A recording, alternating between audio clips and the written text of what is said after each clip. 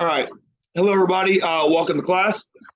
Today, we are going to continue our discussion about absolutism, or the age of absolutism, by talking about absolutism specifically in France. Now, during the course of this during the course of this class, of course, we will be talking about absolutism through the course of this chapter, and understand that France kind of becomes the model for everybody else when it comes to absolutism. Okay, we're going to talk about today this guy named King Louis XIV. That when he takes over, okay, we'll talk about what he does while he is while he is this king, and how he kind of rules and how he lives his life and the whole thing. And really, what's going to happen is you're going to see what happens when people have this absolute power. And what's going to end up happening too is that he becomes kind of the envy of these other countries. Even England. I mean, England's not going to admit it because England is kind of rivals with France, and they don't like France. They don't like King Louis, but they are going to kind of envy what Louis has. And of course, as we go through, we'll talk about, this person was trying to be like Louis, and that person was trying to be like Louis. Well, we'll see that living such a lavish lifestyle like King Louis XIV does was, sustainable for France at the time. It almost bankrupts other countries for them to try to keep up with what Louis is doing. So again, we'll get into all that stuff. And like I said, that's why when we really get into the history of this, we start with France, because Louis kind of becomes the model of this absolutism for everybody else. Okay, so let's make sure we get our note sheets out, please. Okay, have those ready to go. Remember, I'm going to put up the question up there in just a second. Let's make sure we write those questions down in our notes. And then, of course, we can respond to those questions on the right-hand side there of our notes. Okay, so but before we do that, let's start with a quick review. Of course, yesterday we talked about economics. Okay, now, of course, can somebody tell me, okay, at the very beginning, what is economics, or what are economics? Somebody give me a definition about economics? We had it yesterday, talked about it, should have wrote it down. Anybody? Yes.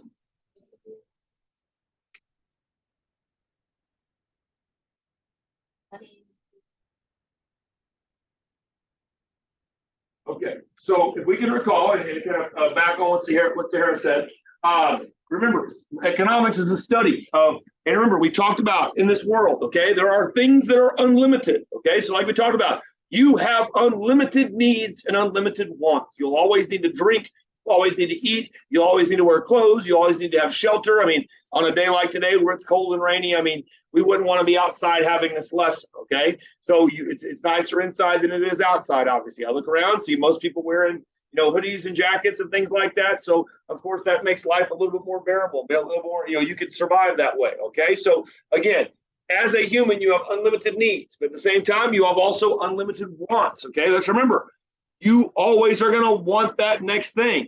Everybody in this room has a cell phone, but I guarantee you, down the road at some point, all of you are going to want a new cell phone. Some of y'all in this room probably drive cars. Well, there's going to be a day where you're going to want a new car, or you're going to want the new clothes, or the new this, or the new that.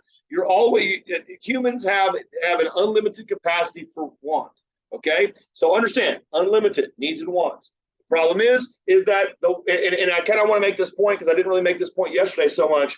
In order to satisfy all of your needs and all of your wants, you have limited resources to satisfy those. So you've got to make decisions. And when we talked about limited resources yesterday, we specifically talked about money, okay? But understand, there's another limited resource out there that you all have that, that we don't realize, and that other limited resource is time.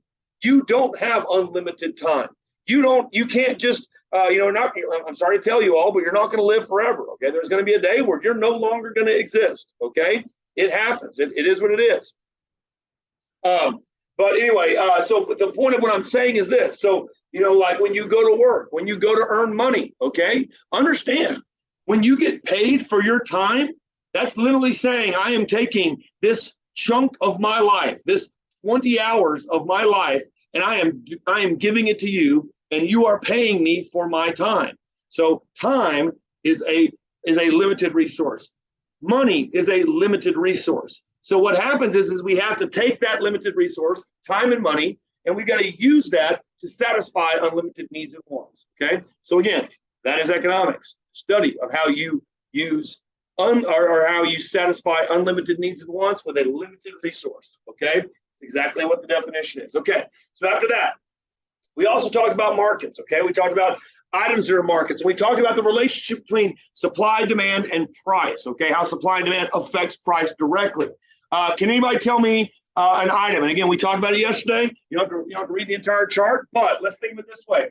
If you have an item that is in low demand, but is in, low supply, but high demand, what does that do to the price? Anybody remember? If it's in low supply, high demand, what does that do to the price?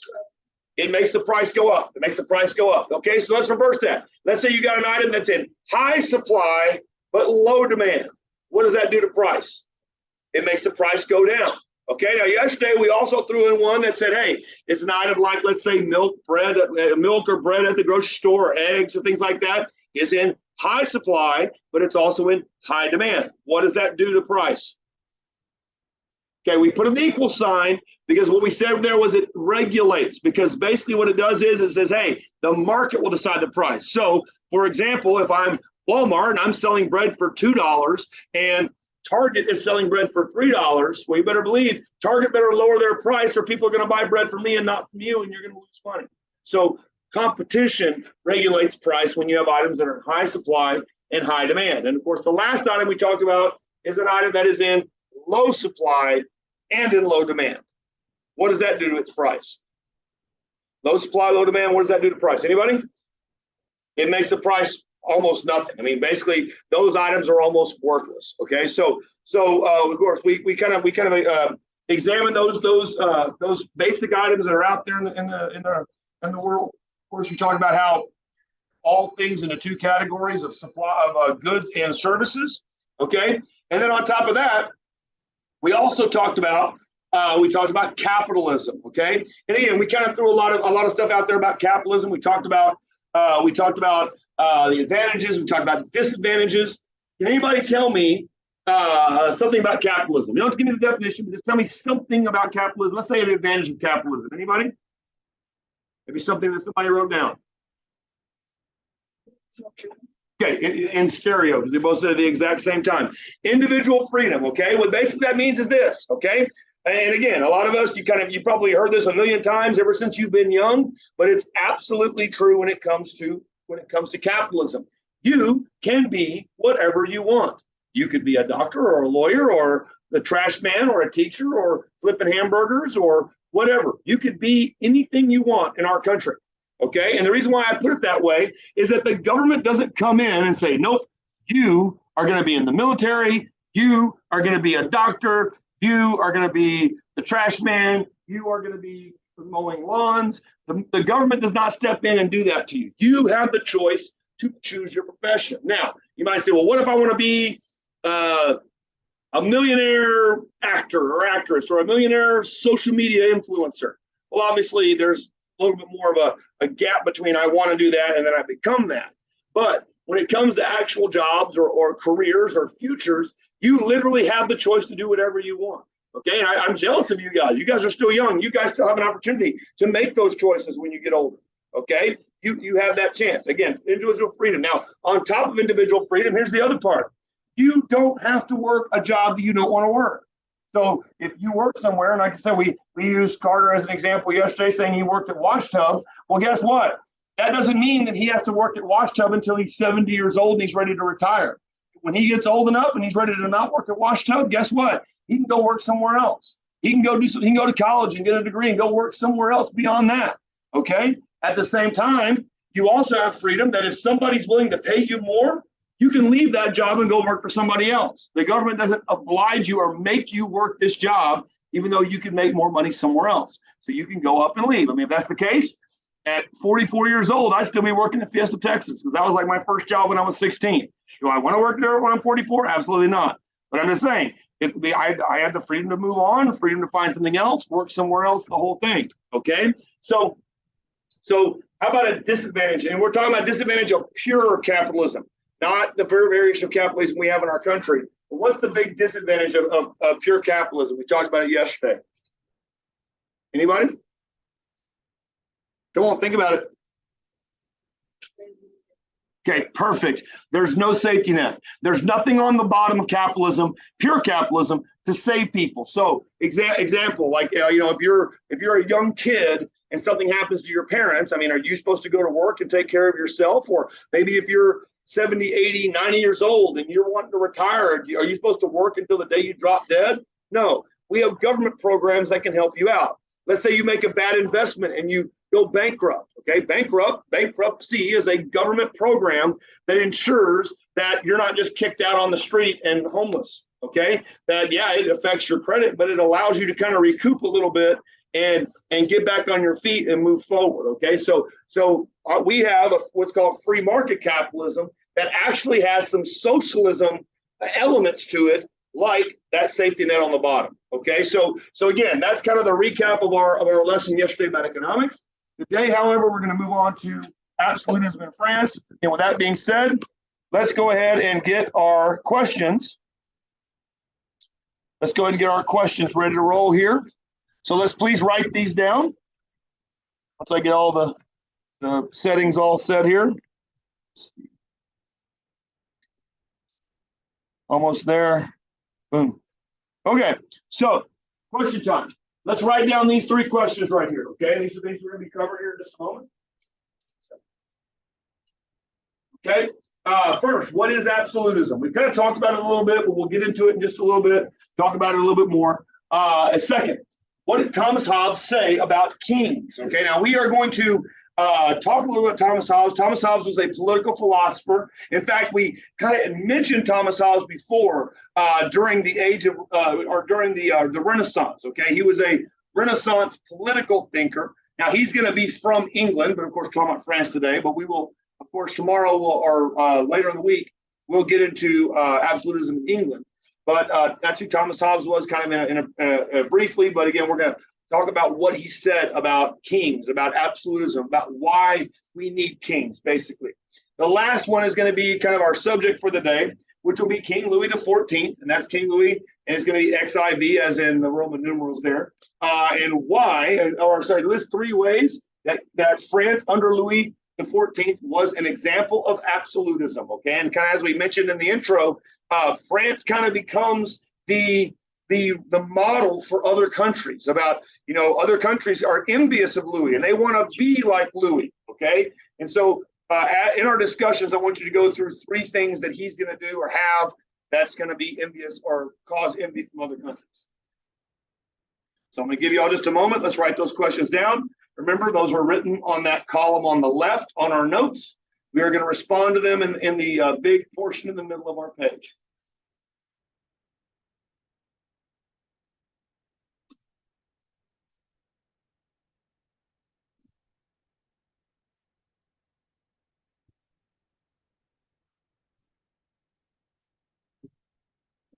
You need a pencil?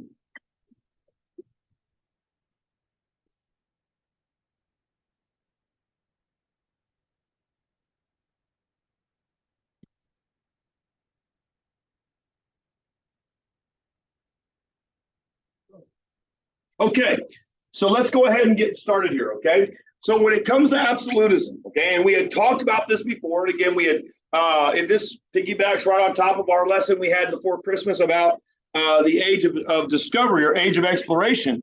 But what we see is that at this time, okay, we see a tremendous amount of wealth get filtered into Europe, okay? And when we talk about getting filtered into Europe, we're talking specifically through all this trade that has started up. Again, we spent a lot of time talking about economics yesterday. This idea of capitalism is going to be affecting this part of the world over here in Western Europe, and it is going to start making them extremely wealthy. Remember, in a nutshell, not teaching the whole lesson over again, but I want to review it for you nonetheless. But let's remember, over here in Western Europe, their biggest problem was they were the furthest people away from the Far East, from trading with China, from getting all these goods and selling and buying and making all this money. So, of course, that's going to spark that age of exploration. During the course of the age of exploration, the two big things that happen that affect this lesson is, one, the discovery of North America and South America, okay? This is going to make Spain extremely wealthy. It will eventually make France extremely wealthy and England very wealthy and the whole thing.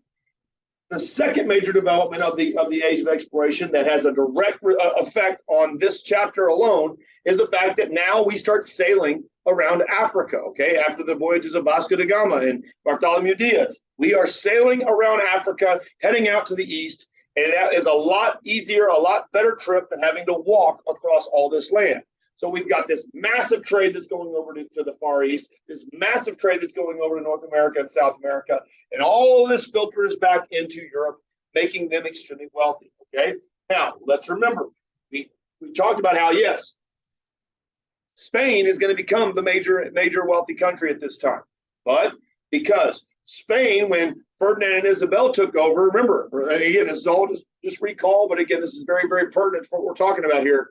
Ferdinand and Isabel made an edict in Spain. They made a law in Spain because remember, they were hardcore Catholics, okay? And Spain had a very high population of Muslims. Had some Jews there as well, but a huge population of Muslims that had come over from Africa, that had lived here for years, for hundreds of years, right?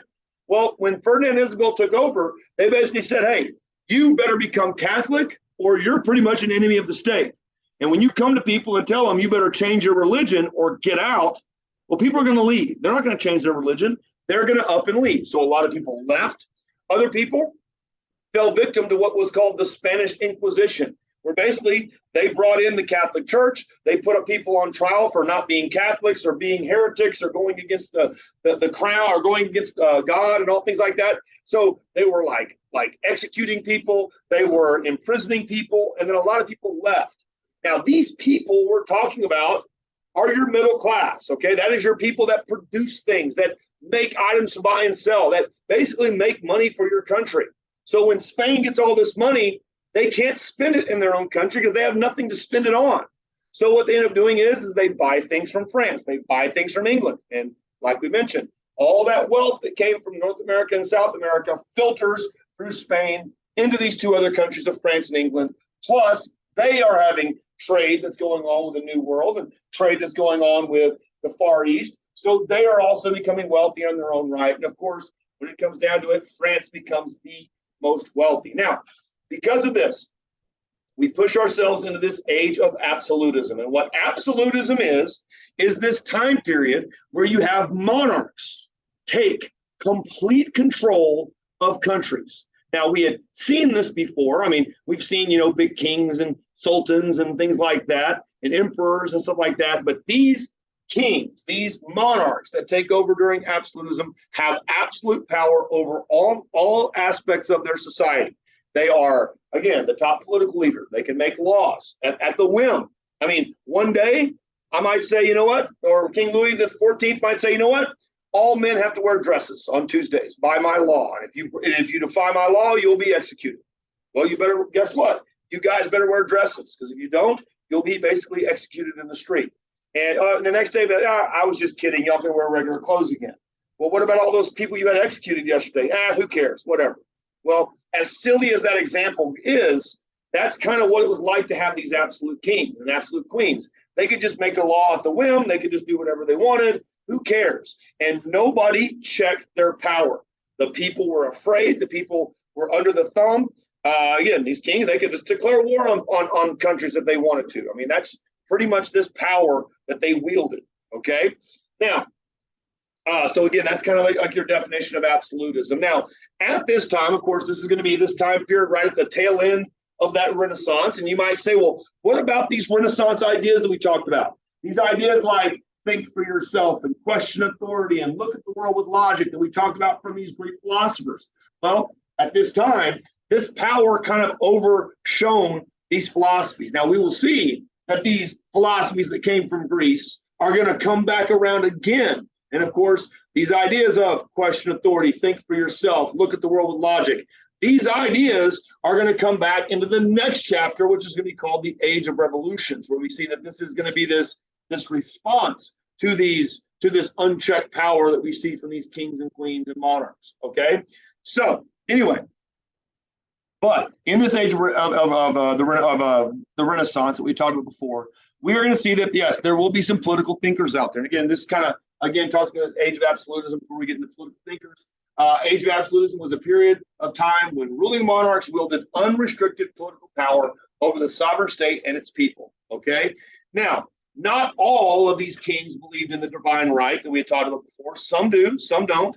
But this is the main thing we look at there. Okay, again, a period of time when ruling monarchs wielded unrestricted political power over the sovereign state and its people. Okay, and again, there was no like, in England there was, but it really wasn't very strong. But there was no real parliament. There was no real Congress or Senate or vote by the people. The king, again, wielded unchecked power.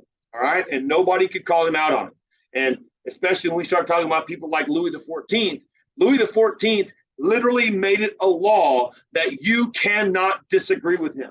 Okay, if anyone disagreed with him, you would be executed. That's how serious he was. Okay, and again, that's a big deal. I mean, again, if you're always right and everybody agree with you, you're always right.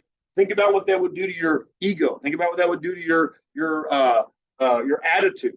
Okay, so again, that's kind of an idea about Louis. We'll get into him more so in a second. Anyway, back into Thomas Hobbes. Thomas Hobbes was this philosopher. We're going to look at a couple quotes from Thomas Hobbes. Now, before you write anything down about Thomas Hobbes, okay, it is the second question. We're going to look at two quotes that are attributed to Thomas Hobbes, and I want us as a class to kind of come up with what his attitude is about kings, okay? So listen, before you write anything down, again, I want us to interact here. I want us to pay attention. So it says here, his first quote, and we're going to look at two quotes. His first quote says, "Government is necessary, not because man is naturally bad, but because man is by nature more individualistic than society, than social." Okay. Now let's break this down. Government is necessary not because man is naturally bad, but because man is by nature more individualistic than social. Can somebody in 2023 English tell me what he's saying about this, or what? Tell me what that means. It's in English. I mean, we can read it just fine. But somebody interpret this quote that Thomas Hobbes says about government and why government is necessary for man. And don't just read the quote to me. Tell me what you think.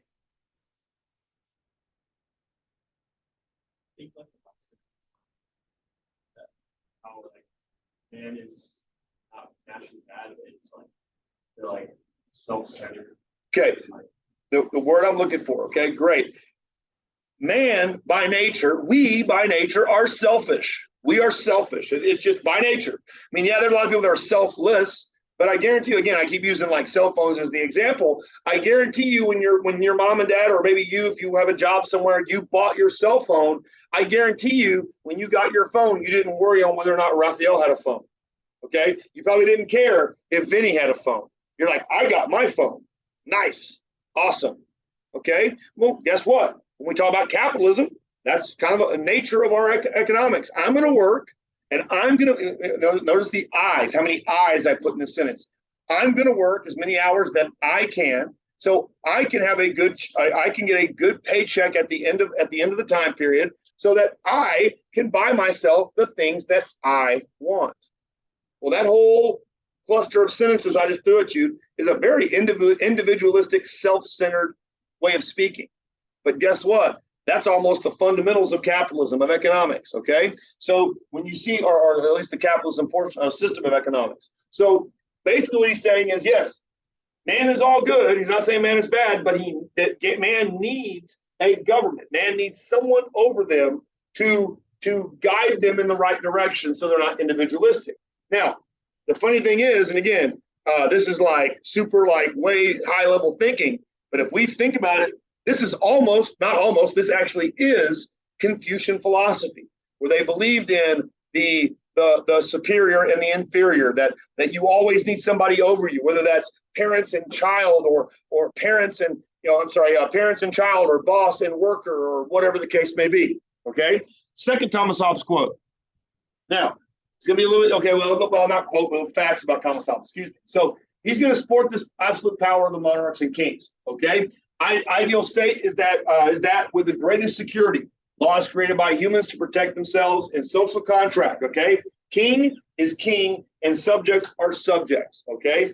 He wrote this book called Leviathan, but his big thing was, again, rooted a lot of times in, a lot of people look at it as rooted in Confucian philosophy too, that says, yes, man, not saying man is bad, but man in general is not is not really meant to be left alone to their own devices and do their own thing, because guess what? People are selfish, okay? There's this old saying, and again, it's kind of people kind of talk about it all the time, that if you put 10 people, and I want you to think about this old scenario they talk about. If you put 10 people in a room with $1 each, okay? If you came back in one day, one person would have $10. Okay, let's say it again. If you put 10 people in a room with $1 each, if you came back one day later, one of the people would have all of the $10, because that one person would find a way to take something from everybody, because they're individualistic. They're selfish. They want to look out for themselves, not what's good for everybody. Okay. So Thomas Hobbes agreed. He said, this is why we need strong kings. This is why we need these absolute rulers. Okay. Now, with that being said, we're going to move on and we're going to talk about King Louis XIV. Okay. Now, in France, we see right here, of course, France, like we mentioned, became this very, very powerful nation at this time, very wealthy nation. In fact, they gained more wealth than anybody else did. They gained so much wealth that, again, they were the envy of all these other countries, even their rival right to their north, England. England was jealous of them, even though they didn't want to admit that they were jealous of them. Okay. Now, the epitome of absolutism is going to be seen in this guy right here. His name is King Louis XIV of France. Okay. Now, King Louis XIV of France, kind of believed in the divine right of kings. But his big thing is again, if I'm not meant to rule, then God shall strike me down. And if God doesn't strike me down, then I will rule, and you all must listen to me. Okay. Now, this is King Louis XIV. I mean, we can remember last week when we watched the Three Musketeers, that king was King Louis XIII. So this is the Louis that came after that guy. Okay. Now, here's the thing about Louis. He said that, yes, God favors me. That's why I rule, and you must all listen to me. Now, to really kind of back that up, to really support his cause, Louis took over at a young age. He took over as a teenager. And Louis is going to rule France for 73 years. And when I say rule France for 73 years, doesn't mean he died at 73. It means he took over when he was a teenager, ruled for 73 years. He lived to almost 90 years old. Okay, today, people living to 90, that happens. Back then, it was unheard of for someone to live to 90, much less rule for 73 straight years. So this is going to give him all the credit in the world. This is going to give him all the justification he needs to do whatever he wants. Now, Louis is going to call himself the Sun King, okay? He adopts the sun as his personal symbol because he says that his power reaches as far and wide as the rays of the sun, that no matter where you are, you can't escape the sight of the sun, the feel of the sun, just like his power. Okay, so again, justifying his power, showing this absolute power that he has, and again, carrying on. Now, when we see Louis right here, this was a portrait that was probably the most famous portrait of King Louis XIV we see right here. This is a portrait that he made when he was in his 70s. Okay, so of course he had been ruling, 60s, pardon me, that he had been ruling for quite a long time. Now in this picture, we look at this and we think of him looking very unusual. Like, man, he's like wearing like leggings and high heels and wig and all this other stuff. This was considered to be high fashion of the time. In fact, again, we look at this very odd. If somebody came in with leggings and ruffles and this big coat and all this stuff, today we would look at that person like they were out of their minds. But this was seen as like the epitome of manliness, okay? The reason being is that back then, the big thing that men wanted to show off, to show how big and bad and strong they were shapely legs, okay? And that's kind of funny to say, but they'd wear these leggings to try to show the shape of their legs off, and that made them look big and bad and strong and all that stuff, okay? This would be similar to like a guy with like a six-pack and like all jacked up, big arms and all that stuff, okay? That's kind of what they saw here.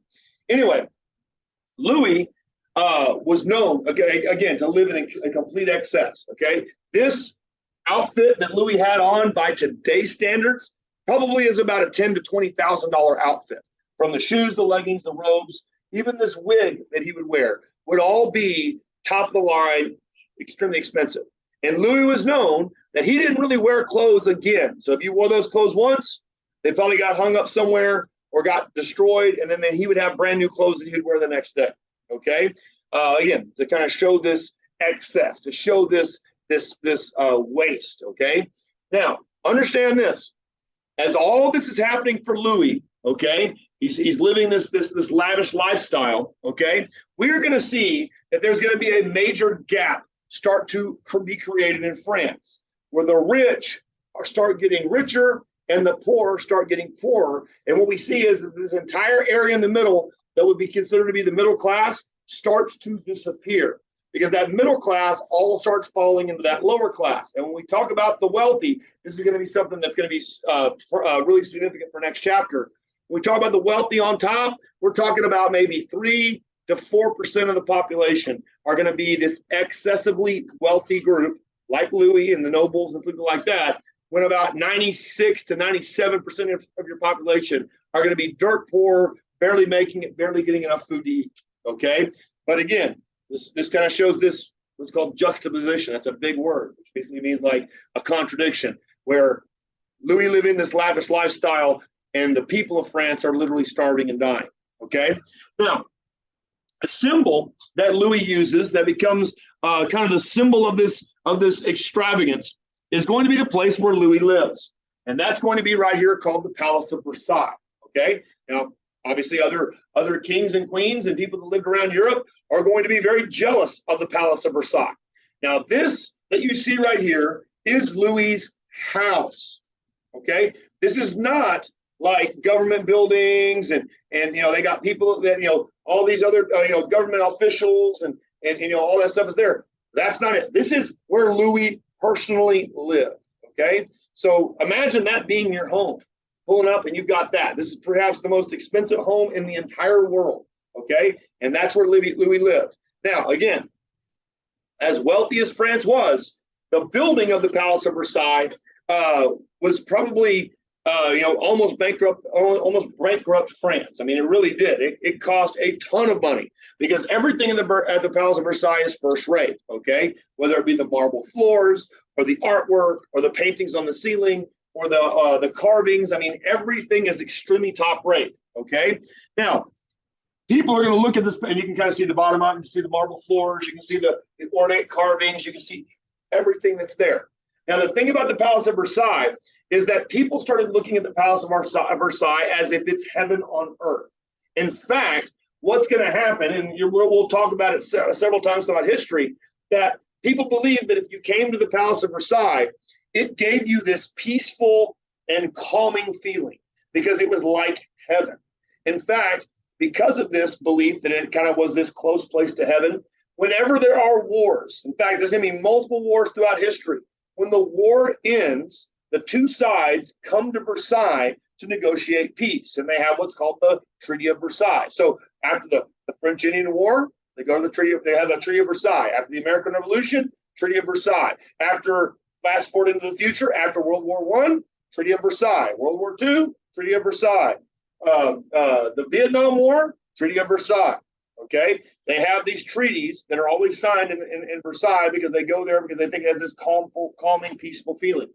But anyway, you can see the success. Okay, and again, over 73 years. Okay, Louis is gonna be the epitome of this absolute rule. And of course, you can kind of see what the interior or what the grounds of the building looks right here. Of course, on the outside, Versailles is also known for the very lavish fountains. Of course, the fountains aren't going at this time, but you can see the statues and kind of the fountain areas. Also, the grounds are always kept very immaculate. Okay, again, this is kind of a painting of what Versailles looked like at this time. Of course, with the fountains, the manicured lawns, the whole thing. Now, Louis was also known to try to show off, so he would invite in all these heads of state of other countries and the nobles that is around, and he would throw these lavish parties. But the thing is, he would also kind of disrespect these nobles from other states, because he knew that they all wanted to be like him. So, like, he would like wait till like the last second to invite like whoever. And you better believe they're going to show up because they want to make sure they were seen at King Louis's party. And if they came, he would like ignore them until maybe like 5 minutes, walk over, talk, and then leave. Okay. And again, kind of disrespect these people or not let them stay at Versailles. I mean, these were things again where he kind of showed this power. And like I said, he says that I am God's chosen, and he rules for 73 years. There's not a whole lot of people that were arguing with him on that. Okay. So that's what we're going to wrap for today. Okay. What I want you to do is look at your summary on the bottom. Let's make sure we write that summary in. Let's make sure we answer our questions as well. Remember, what is absolutism? Tell me about what Thomas Hobbes felt about kings, and then give me those 3 things that Louis did that made him made France kind of the example of what absolutism is. We talked about several of them, but you can write down at least 3 there. And let's make sure we get our summary on the bottom. Now, for the remainder of class, we are going to watch a crash course about absolutism. It's an absolutism in general, but it's going to talk about Louis a bit. So let's go ahead and watch that. And that's what we got for the remainder of class. So let me get that set up and we'll go from there.